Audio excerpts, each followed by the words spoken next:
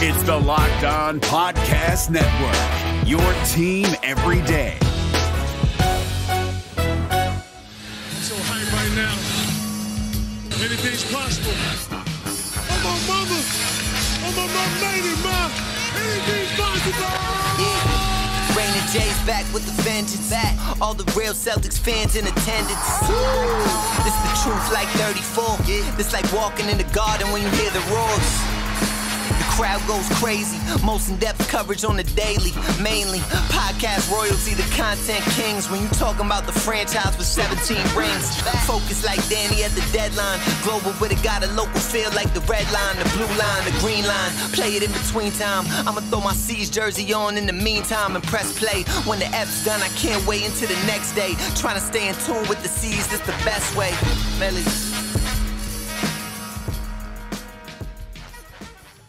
Hey there, welcome back to the Locked On Celtics podcast. Thank you for making the show part of your daily routine, whether you're listening to the show on a podcast, watching on YouTube. I appreciate you doing so. I'm John Corrales. I cover the Boston Celtics for Boston Sports Journal, and I have written this book, The Boston Celtics All-Time All-Stars, which is now available everywhere books are sold. Thank you for those people who have told me that you bought it. If you want a signed copy, get it at johncorrales.com for $30. This episode is brought to you by Michelob Ultra. Michelob Ultra at only 2.6 carbs and 95 calories. It's only worth it if you enjoy it. Stay tuned for the Ultra Moment segment coming up later in the episode. A lot going on in the Celtics world. You've heard me talk about it a bunch. So I figured today I'd bring in a guest. And today's guest is Josue Pavon, who is the co-host of the Cedric Maxwell podcast on the CLNS Media Network. He also does a ton of work writing for them, other podcasts for them. So you can follow him on Twitter at Joe_Sway. Now, let's go to my conversation with Josue Pavon. All right, Josue, good to talk to you. First of all, I've been talking to you for a little while. You know, I know. It's been a little bit since the Celtics season has been over, and we're sitting there in that ring around the top, watching the Celtics. How you been, man? I've been good. It's funny, Corrales, because you're one of the few reporters who we actually had a couple conversations throughout the regular season. Not every game, right? Not every game, but every once in a while we bump into each other. It was such a weird year covering the games at the Garden, but of course started to feel a little back to normal towards the end of it. But yeah, some nights it was a little lonely up there, right? Like it was different. Yeah, it was a little crazy, with all of this Zoom.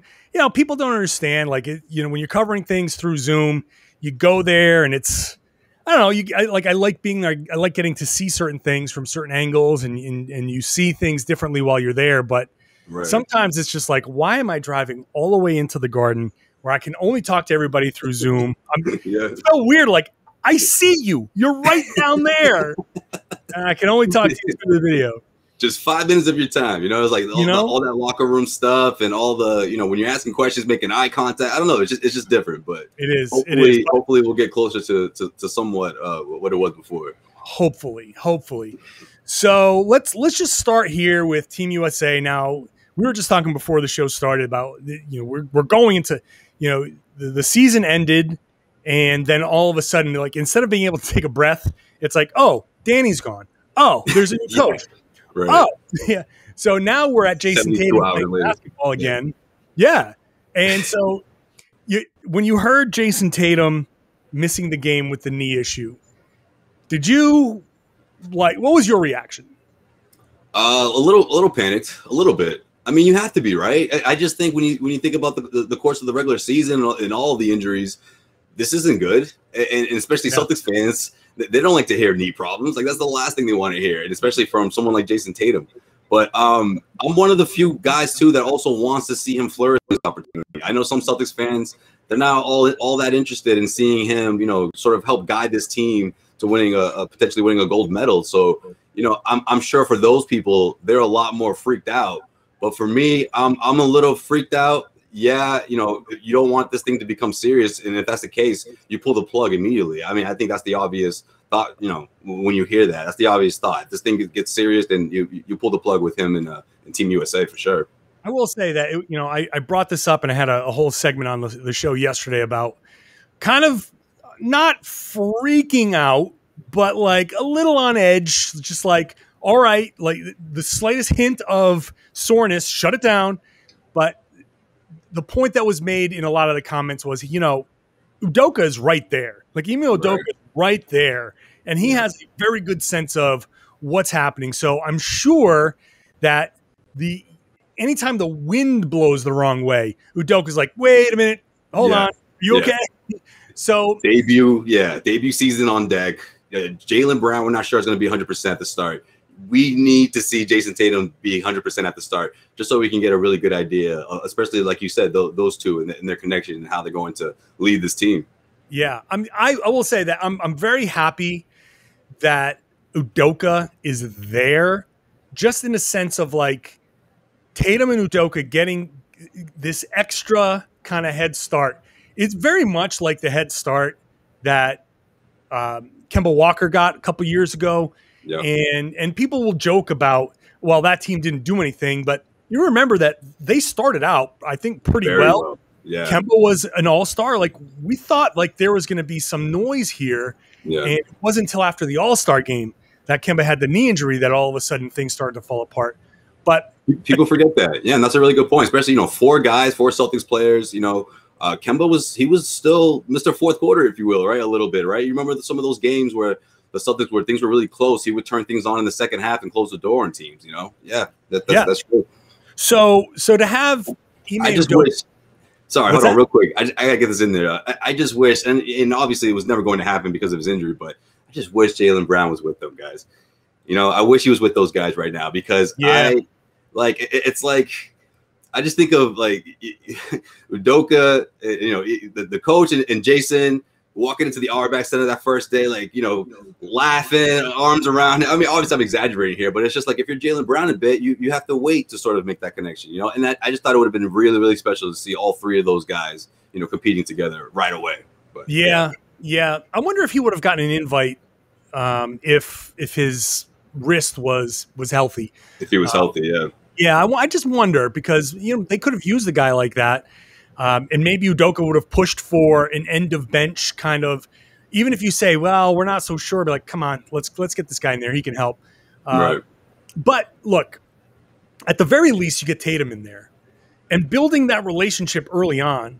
That's if Tatum is on board with what Udoka is selling, then you have to feel like everyone else is going to fall in line no matter what. And I feel like Jaylen Brown is kind of in the same boat as Tatum. Like everyone had their input. And if you saw what Tatum said with Gary Washburn, he's like, yeah, they asked my opinion. I said these few things, but I wasn't like, go hire that guy. Right. So I feel like what you expected, right? What do you think of this whole process of Tatum and the hiring of Udoka and now seeing these guys kind of work together at Team USA? I think it's a great start. I really do. I'm still waiting to see, and I was saying this a lot throughout the end of the playoff run, which of course losing Jaylen Brown. Like I just need to see these two, Jaylen Brown, Jason Tatum, as a cohesive unit lead this team, make their teammates better, make the team overall better. Like they continue to get better. And I just feel like, and again, this season is so tough to judge with everything that happened. But for the team that finished 500, and granted, yeah, there were a lot of injuries, a lot of hurdles. I would want to see them be able to lead this team because that's going to be the ones that are under the microscope. Of course, coach, Ime is going to be under the microscope as well. But I'm looking forward to that, and then seeing how Jason Tatum is able to take on that role into this new era, if you will. So for sure, I mean, everyone. Like the experience for Tatum and how he's going to decide to be a leader, or at least take that next step in becoming a leader is going to be interesting. But I think Jaylen Brown is just as important, right? I mean, I think those two still have to sort of figure out how they want to lead. And that doesn't necessarily mean that they have to be buddy-buddy or they have to, sort of figure things out in their own relationship. I just hope that they're in a space that they can communicate with one another and also find out a way how they can make the team better. And of course, the brand new coach helps with that. All right, I'll get back to the conversation with Joe Sway in just a minute, but it is now time for my ultra moment of the week. When we're talking about moments with Michelob Ultra, I'm talking about things that have brought me joy and happiness. And look, there's nothing that brings me more joy than watching Taco Fall do anything. And once again, I go back to Jimmy Kimmel and Taco Fall making fun of himself a little bit with Tacos, a fun skit which was on Jimmy Kimmel, where Taco, does a bit where he spins himself into a chef and he makes these, 80-pound tacos. It's actually kind of funny. It was kind of amusing. I enjoyed it. So look, it's the off season. We're looking for things that give us joy and happiness, and that did so. Hey, look, and it's only worth it if you enjoy it at only 2.6 carbs and 95 calories. We know that Michelob Ultra gives us joy, and joy creates success. So thank you, Taco Fall, for having a good sense of humor. If you haven't seen it, Taco tweeted it out on his page. Enjoyment isn't the end game. It's the whole game with Michelob Ultra. So thanks for Taco, and thank you for providing us with the Ultra Moment of the Week. Today on the road to the finals, our NBA Finals coverage is brought to you by Michelob Ultra. It's only worth it if you enjoy it, and at only 2.6 carbs and 95 calories, we can enjoy these NBA Finals games a bit more this postseason. This show was recorded before Game 4 of the NBA Finals, so at this point, I'm waiting to see what's going to happen in this game. I think that Milwaukee's going to tie it up. I think that Giannis, especially at home, I think Jrue Holiday at home, Chris Middleton at home, it's going to be a little too much. We're going to see another dominating effort from Giannis. That's going to be a problem for DeAndre Ayton. I think Ayton struggles again, and the Milwaukee Bucks even this series. So now we get to see how right I am. We'll figure it out when we get to the podcast tomorrow, or whenever you listen to this, probably we'll know the answer. So we'll figure that out later. But for now, let's get back to the conversation with Josue Pavon. Yeah. Now, let me ask you this. How do you feel like having not only a former player, but a coach of color in there, considering that that's been an emphasis for these guys? Jalen and Jason have stood there in front of the cameras before and talked about social issues. This has clearly been something that the team has been looking to add. And Tatum mentioned it in that piece with Gary Washburn, like having him be a person of color, having him be a former player. I can relate to him in a different way. Not that it's better or worse, but just different. How do you feel like having that guy there can touch what Tatum and Brown are trying to find as leaders? I think it's huge. I really do think it's really important, because I think being able to relate with them as a player, as someone who's achieved a championship on both ends of the spectrum here, as an assistant coach, I think that's big. But of course, being the fact that he's black and that they can relate to that, I think he's someone that can also guide them to how to be a leader on the court and also off the floor. How to condone yourself, how to do certain things, how to have certain conversations that maybe they couldn't necessarily have with Brad Stevens. And that doesn't mean that Brad Stevens, that makes him a bad coach. That doesn't mean that he didn't do a good job. I just think when these guys have had, 3-4 years together, and you hear the same voice, a change was just necessary, I think. And I didn't look at it as, the guy absolutely has to be black. But I thought going into the head coaching search, that would be a big, that would help with things. That would help with Jalen and Tatum, navigate throughout these early stages of their career. And I really do think they picked the right guy. Chauncey was up there on my list as well.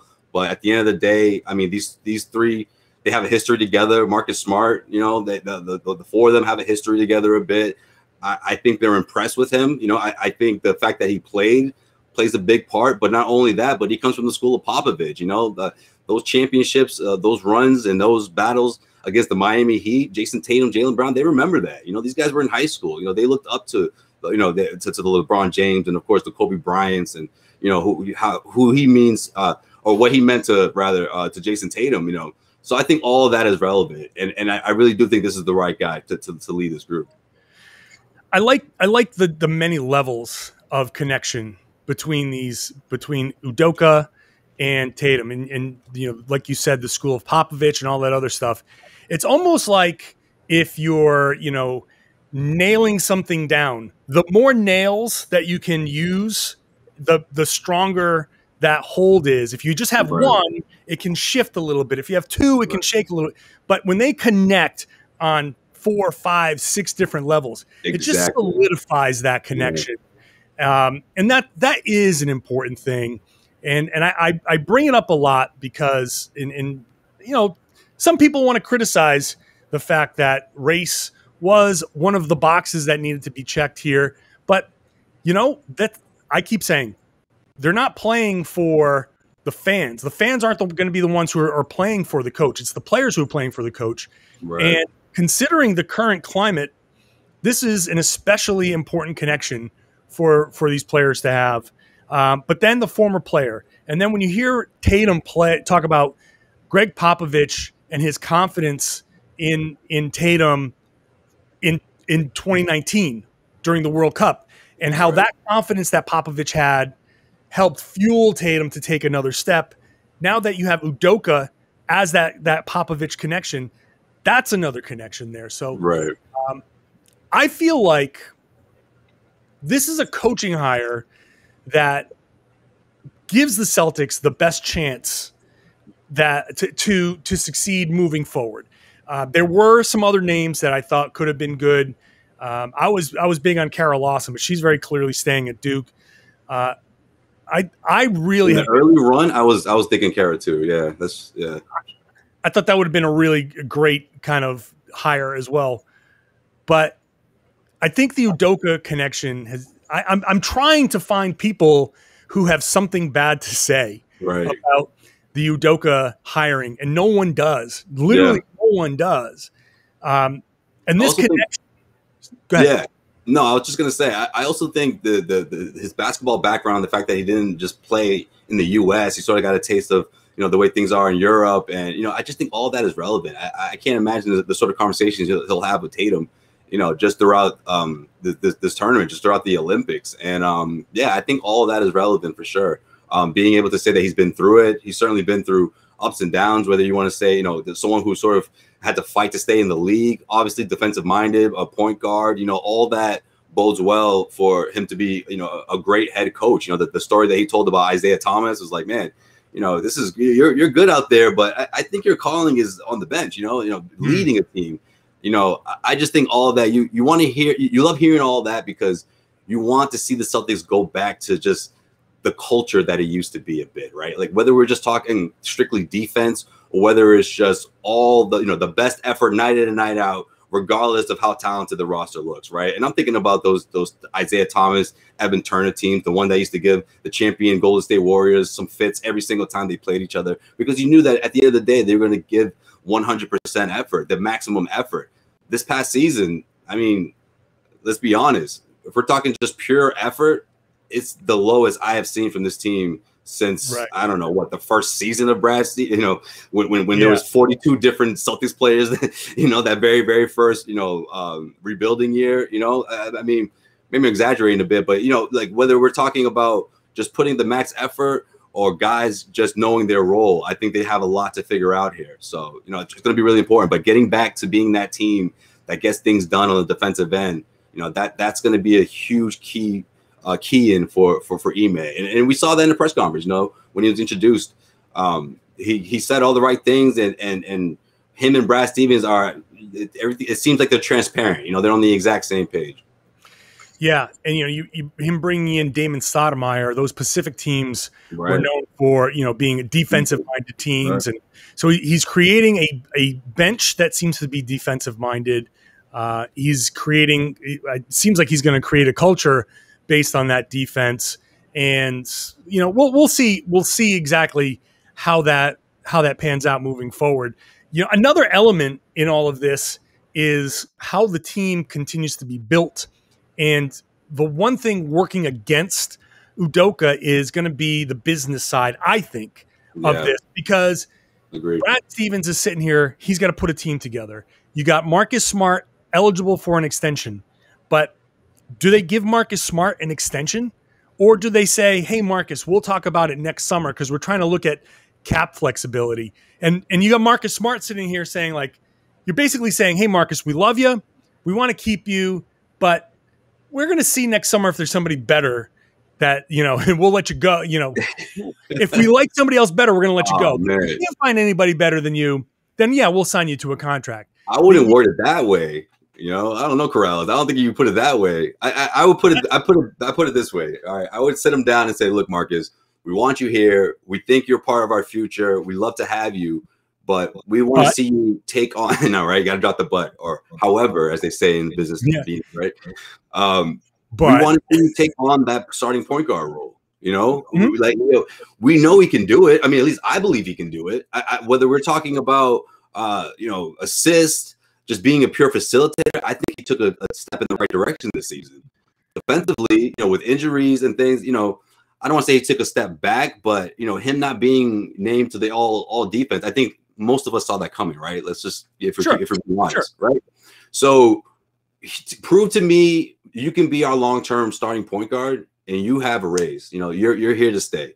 Because at the end of the day, if he's not taking on that role and he's taking on I don't know, let's just say for the sake of conversation here, I don't know, 17, 18, 19, somewhere around that ballpark, right? If he's taking on that sort of contract, I mean, I want to see him be the starting point guard. And why can't he be? Why can't he be? Like, even some of the most diehard Marcus Smart apologists, they're on the fence about it. Or they're saying, go out and get a starting point guard and let Marcus be Marcus. Well, why can't it be Marcus? I'll wrap things up with Joe Sway in just a couple of minutes. But first, Rock Auto is the place to go for anything you need for your car. There are tons of makes and models out there, and there's no way that place that you normally go to on that strip mall, that they're going to have everything that you need for your car. It's impossible to stock everything on those shelves, but Rock Auto can do it on their shelves because they've got a wide, expansive catalog that doesn't need to exist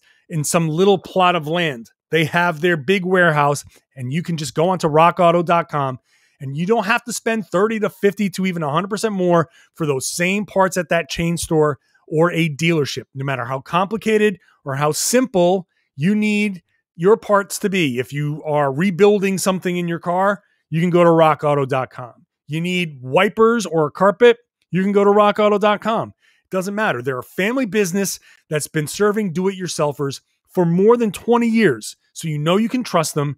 Those prices are going to be low for everybody, not just low for a few professionals or whatever. They're not going to change their prices based on what the market will bear. Their catalog is very extensive and easy to navigate. So just check it out yourself. Give it a whirl. You're going to probably end up saving a lot of money. When you do go buy something, make sure you write Locked On in their How Did You Hear About Us box. That's how they know we sent you. Write Locked On in their How Did You Hear About Us box. That's how they know we sent you. It's an amazing selection, reliably low prices, all the parts your car will ever need. RockAuto.com. BetOnline is the fastest and easiest way to bet on all of your sports action. Did you want to bet some money on Game 4? Did you want to bet some money on Game 5 after seeing how Game 4 went? Do you want to bet on anything else? International sports, baseball, WNBA. It's all there. So use your laptop, use your mobile device, head on over to BetOnline. You can sign up for free, create your username, your password, and enter the promo code Locked On. That'll get you a 50% welcome bonus on your first deposit. So when you sign up and you make your first deposit and it's $100, the promo code Locked On will get you a $50 welcome bonus. That's how it works. So use that promo code Locked On and don't sit on the sidelines anymore. Get into the game at BetOnline, your online sportsbook experts. Please gamble responsibly. I'm all on board, man. I've been saying Marcus Smart is going to be a good starting point guard since the beginning. I like Marcus Smart as the starting point guard. I didn't say that. He surprised me, but okay, you got that. Oh, yeah, man. When I post this on YouTube, you'll see the comments. I've written pieces. I've done podcasts. I am 100% on board with Marcus Smart being the starting point guard. But when I look at it, when I look at it from Marcus Smart's perspective, this is what I'm saying. Like what I was saying before, he's going to hear when whatever Brad Stevens says to him and puts it diplomatically, he's going to hear, I think, the Celtics basically saying, yeah, that's great. We think you're really good, but we're not going to pay you right now. We're going to wait till next summer. And basically what that is the Celtics, they want to preserve their cap space. And if another star comes along if Bradley Beal opts out and they can find a way to clear enough cap space to sign Bradley Beal, that will involve renouncing the rights to Marcus Smart, and meaning Marcus Smart is going to be gone because he's going to get more money than they can offer him with whatever exceptions that they're going to have left over. So that is what I think Marcus Smart is going to hear. That no matter how delicately the Celtics put it, he is going to feel like, hey, I'll go out there and be your starting point guard. I'll go out there and be your starting damn center. I'll do whatever you want. And that's what Marcus Smart has been over the past 2-3 years. Right. Didn't matter who got hurt. Kemba, Gordon Hayward, Jason Tatum, Marcus Smart goes into the starting lineup for those guys. I think a full season of him at the point guard would be great. And it solidifies him, and it's at the risk of repeating myself, I think it puts him in a role that minimizes some of the shots that he takes because he's facilitating right away. Yeah, he has to give up the ball right away. Yep. You know, when he does get the ball back, it's a catch and shoot situation, which is going to be just a better situation than a lot of the pull-up stuff that he takes. So I love him as a starting point guard. But in his head, he's just going to feel like he's auditioning for somebody else, because if someone better comes along, the Celtics are going to take someone better. They're not going to make a commitment to him. That's something that I'm afraid of this upcoming season, that Smart, for all of the great things that I think he can do, that he's going to have something in the back of his head that says, they don't really want me here. You know, like I'm afraid of that. But he also has a lot to prove, right? I think if you're Marcus, you want to look at this as a bounce back year. It's like, man, people forget I had injuries. People forget, what was going on. Like, yeah, at the end of the day, if you're Marcus, you're like, man, do these guys really want me? Or if I'm just like a consolation prize at the end of the day, if they strike out and trying to get Bradley Beal, so okay, now we'll give you the bag, and if that's the case, then he has the leverage. But at the same time, he puts himself in the risk of being traded. But when you think about what Marcus means to this team, and again, what I was saying earlier about the culture and about how he feels about the city, like it just seems to me, I see Marcus as a guy who just wants to prove his way if he has to stick around. Like I think he's someone that wants to be one of these pillars, aside Tatum and Brown, and he's always set out to just try to prove that. Yeah, I just also feel like, once again, Marcus Smart has something to prove. Like Marcus Smart, when has he not had something to prove? Right. And, and look, sometimes you need that. Sometimes you need that constant push. Like Marcus Smart's going to retire and feel like he's got something to prove in retirement. And, he may not, he's not going to be a Hall of Fame player, but he's going to feel like, hey, I could prove myself to be worthy of inclusion somehow, some way. Is there an all defense wing that you can create in the Hall of Fame that belong in? I think he wants to stack those up. That's what I think. Right. Like he likes to remind people, and I don't have a problem with that. As long as you back it up. And I think he definitely did. This season, maybe not just off of pure defense, but there was an impressive stretch where he was getting a lot of criticism for his shot selection, and he turned it around a bit. But it's just we're looking for consistency. Consistency, and if it's consistent, then maybe this is a sign for the Celtics to say, you know what, why don't we make Marcus our future? But to piggyback on what you said earlier about this kind of being I don't want to call it a bridge year, but a year that the Celtics don't say, okay, let's go out and let's all go for it, right? Let's try to make the big splash and try to acquire as many big free agents as we can. I think that bodes well for Brad Stevens. Now maybe you start looking into secondary options for your backcourt, right? Guys off the bench that's not going to cost you a whole lot. That would accept the mid-level exception. Heck, maybe someone like TJ McConnell who could, I don't know, maybe challenge Marcus for that starting spot. Someone that can really keep that heat, over Marcus, where he feels like he's being, challenged for that spot. I think Marcus rises to the challenge. I think he steps up for that. This offseason with how the bench is built around Tatum and Brown is going to be really interesting. So my opinion, you tell me what you think about this. McConnell's certainly one of those guys that's in the mix. I think, so you start Marcus Smart at point guard. You have Tatum and Brown as your two starting wings. And Robert Williams, or however the center spot shakes out, I don't really care as much, but I think Robert Williams for now is going to be the starting center. Now, the question is, do you go get a starting forward? Do you find another starting guard? Do you find a 2 guard, a shooter, and then move Tatum down to the 4? Do you find a 4 and just kind of play big across the perimeter? However Brad Stevens wants to do it, I think you got two more tools left to get a player that could be useful. You've got the taxpayer mid-level, which is about $6 million. You got about an $11 million remainder on the Gordon Hayward traded player exception. I Clock's think ticking on that one too, right? Right. So I think Brad Stevens basically has, 3 moves left. You sign somebody with the MLE, a McConnell type. Yeah. Kind of thrown out maybe Chris Dunn. If you're going to start Marcus Smart, maybe you have Dunn as a taller defensive guard as a backup, and you kind of go with situational Pritchard, Dunn, however. Yep. Get on the mix. I like that.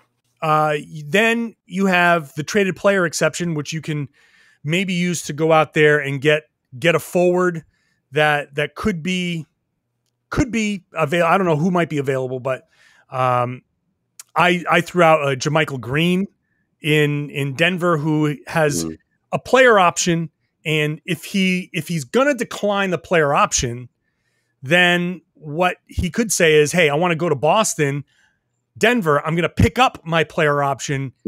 Specifically for you to trade me to Boston. And what Boston will do is they'll give you a second-round pick for it. Second-round pick, yeah.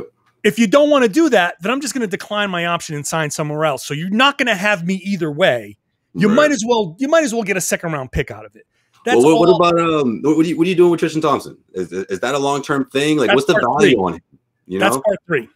Part 3 of my plan is, there you go. If you go out and you get a JaMychal Green, let's say, or a type somewhere in that kind of vague range, you've used one part to get a guard type player, another part to get a wing type player, and then Tristan Thompson is your reclamation project. So I want to throw this out at you, because I've said this a few times, and because I've come up with this idea, I'm married to it for some reason. Tristan Thompson is done for me. Like, done with the Celtics. Move him. I'd rather not have him around. And he doesn't really have a lot of value. Send him to Minnesota, who could use some help as a big, with bigs off the bench. You get Juancho Hernan-Gomez, who makes $7 million, who had a real crappy season last season, but who, as a starter, has shot close to 40% from 3. Yeah. And you say, look, we weren't going to use Tristan anyway. So you were going to either bench Tristan, or you trade for Juancho. You see if he can, maybe you throw him in the starting lineup as a weird kind of stretch 4 that maybe he doesn't even play 30 minutes, but he starts and he gets some time, and you see it as a reclamation project, recapture some of that shooting. He's done after this year anyway, because it's non-guaranteed next year, I believe. He makes a couple $1 million less, so you're saving a little bit of money tax-wise. And worst case scenario is, nope, he sucks, bench him, and you're done. You can trade him for nothing at the trade deadline. It's meaningless. You can sit him at the end of the bench, and it's not like you have Tristan kind of complaining. You just have a guy that's, sorry, you send him home. That's kind of my plan right now. Yeah, I mean, look, the JaMychal Green, I've always been a fan of his. I mean, just kind of like a two-way guy, can stretch the floor a bit, can can get up and down. Like, that's sort of the ideals, someone to come off this bench and that you could plug in. So I like that part of it. I just think you have to find a suitor for Tristan Thompson. That's the way I look at it. Maybe not before the start of the season, but that would be ideal. I just don't. You have to see, the Celtics want to shave as much cap as possible, and I do think that. Granted, it wasn't a huge sample. I mean, I think Tristan Thompson has some value out there. Whether it's a team out there that just needs a voice in the locker room, or someone that can just give the effort to go out there and maybe help be a mentor type role. But I don't know about Minnesota, man. That's a tough sell. I don't know. Like, it's going to be tough. But if I had to guess, I don't think we see him in the Celtics uniform again. For sure. I agree. The reason I picked Minnesota. I like that type of 4 that I was hoping could somehow flourish in Grant Williams this year. but it didn't happen, man. You know, it just didn't happen. But we'll have to wait and see if maybe he can make another step in his progression. I'm just, when it comes to Tristan Thompson, admittedly, I'm very down on Tristan Thompson. So basically, I see no use for Tristan Thompson on this team. How do you feel about Grant? Feel who? About Grant Williams. I want to give Grant another shot because I think me too. I think there still might be something there. That stretch, you know, if he can just get that 3-point shot, you know, I mean, I'm not looking for him to shoot 45%, but you know, I think that would be big in his progression. Look, he's been in the league for 2 seasons. Both seasons have been screwed up by COVID. I'm not going to hold anything against him for not having an off season, not being able to add to his game or learn how to be a more of a wing defender, because he started out slow with his shooting his rookie year. Then he picked it up towards the end a little bit, right? But he was in a role as a small ball 5. Then he comes out with all of the bigs that they had. Brad Stevens was like, look, you're going to have to go out there and guard 3s and 4s. And he sucked at it. He was bad at it because he didn't have a chance to learn how to do it or to build up the type of repetition that you need to learn how to, you know, contain. It's almost like, you know, a defensive end containing a running back. If you don't know how to do it, you're going to just run straight at the running back and he's going to juke you and run for 40 yards. But if you contain him and you steer him into the rest of your defense, then it's a 4-yard gain. So that type of mentality for Grant, I just want to see one more offseason. I'm a big believer in Grant Williams. I think he can have like a 12-year career in the NBA. Oh, for sure. Yeah. If he gets his things down, you know, getting caught in the switch and being able to, you know, hold your own. You know, I think that's important as well. And I also feel like right before the shutdown, or maybe it was right before the All-Star break, after he made his first 3-pointer after missing, what was it, 20 plus, 23? Yeah. It seemed like he got a bit of a stride there, got into a stride a bit, and it slowed down, and then the shutdown happened, and then it was back to square one. So, yeah, like you said, man, it's just like kept having these, you know, unfortunate setbacks, and he just couldn't catch up, it seemed like. So I believe in giving him a chance. So just to wrap up this whole thing, whatever happens, they get somebody on the guard, some kind of forward. If you flip Tristan Thompson for nothing, or you flip Tristan Thompson for some wild swing, and let me be clear, the Juancho Hernangomez idea is a wild swing to see. It's like picking up a car from the junkyard to see if you can kind of fix it up a little bit and get it running again. I understand the risks there, but it's one more year of Tristan Thompson or 1 year of him. I'd rather try it. I'd rather try to figure out somebody else. However, I think after that, the Celtics are done this offseason, and they carry the team into the season and then see what you have. And then if it does, whatever doesn't work, then when December rolls around, or, you know, you go between December and the trade deadline, you figure out who needs to go. Maybe it is Grant Williams. And then you tinker around the edges there. But I think those 3 moves are the last 3 moves for Brad Stevens this offseason. Yeah, I agree for sure, because you want Nesmith to get a full training camp. You want Nesmith to dig in, you know, like that's someone I'm sort of having like, he's got a little, you know, little star next to his name. You know, I'm keeping a close eye on him. So, you know, imagine stepping into the league, and then you step into it, you know, you're drafted during the pandemic, and you haven't played basketball in months, and you're coming back from an injury that ended your collegiate career. Like, it's tough. And that's the one guy who I think needs his reps. So when people are like, oh, well, you bring back Fournier, or you need to get a wing that can really, well, let's wait to see how Nesmith progresses here. This is a good opportunity for him to get big minutes, you know? Romeo too. Right, exactly. Romeo too. You know, let those guys get those reps, you know, let them play 15 to 20 minutes or whatever, depending on where they are in the progression, right? Because I feel like it won't be the same from start to finish. But let me ask you this last question. They have to figure things out, you know. Last question for you. How different is this Celtics team if Romeo Langford and Aaron Nesmith become 20 to 25 minute a game contributors? However you define contributors, how different is this team if just those 2 guys can give you 20 to 25 productive minutes? that's huge. That's the supporting cast right there. I mean, it's not all of them, right? But that's a huge chunk because you're talking about Romeo Langford cutting to the hoop, those backdoor cuts that sometimes I feel like can be sort of the start of something that I saw in Avery Bradley. Remember how Avery Bradley used to do that the first couple of years? And easy buckets, easy layups, right? And then, of course, open jump shots, become a three-point shooter, be a 3-and-D guy, you know, or someone that you can consistently rely on for 2 consecutive defensive stops. You know, that used to drive me crazy this past year. It's like, man, can this team string together stops, you know? And on the defensive end, he's impressed me a bit. He's had a couple of games with Romeo, right? You know, Nesmith, I don't know if Nesmith is someone that, whether it's the pure athleticism that's going to make him a great defender, or whether it's just the fact that he can, you know, develop into the two-way player that this team really needs to whether coming off the bench or just add someone that they can rely on. Yeah, I mean, that's huge. Look at these guys in the NBA Finals, like the campaigns, if you will, you know, or like, you know, those are the type of roles I think that the Celtics, we really have a huge question mark as to who's going to be one of those guys. And right now, going into the season, one of them has to be in-house. You know, you can't go into the free agency thinking, oh, you have to. These guys have to be the ones that we rely on every single night. You know, it's got to be one of those guys. And I think those two in particular are going to be really interesting to see how far they come along. 100%. All right. Great conversation here. Happy to have you on the show.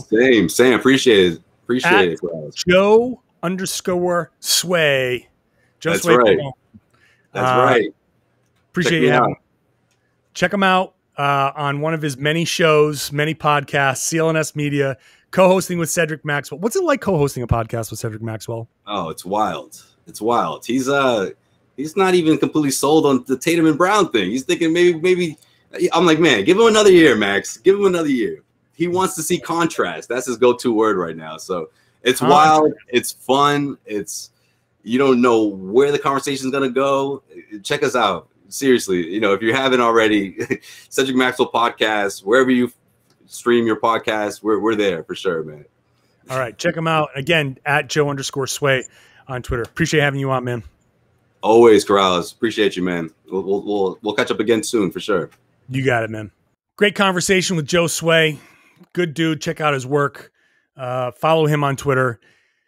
Make sure that you're checking out the Ultimate Mock Draft, which starts next week, which is all of our Locked On podcast hosts making draft picks, selecting, you know, whatever, making trades, all of that stuff, like a real draft over the course of all next week. And there will be analysts. We're going to do shows all week long. And the analysts will be Chad Ford, Brian Scalabrine, former Suns GM Ryan McDonough. So you'll get a sense of what might happen in the NBA draft. Search for Ultimate Mock Draft 2021 on the new Odyssey app or wherever you get your podcasts. Odyssey is your home for all the sports, podcast, music, and news that matter to you. That's AUDACY. Really appreciate you listening to the show or watching the show on YouTube. Subscribe to both, especially this YouTube channel that we're really trying to get off the ground. It's going well so far. Thank you very much. Rate, review, comment, all of that stuff, and share the podcast. Tell your friends that they should be listening to and watching the Locked On Celtics podcast here on the Locked On Podcast Network.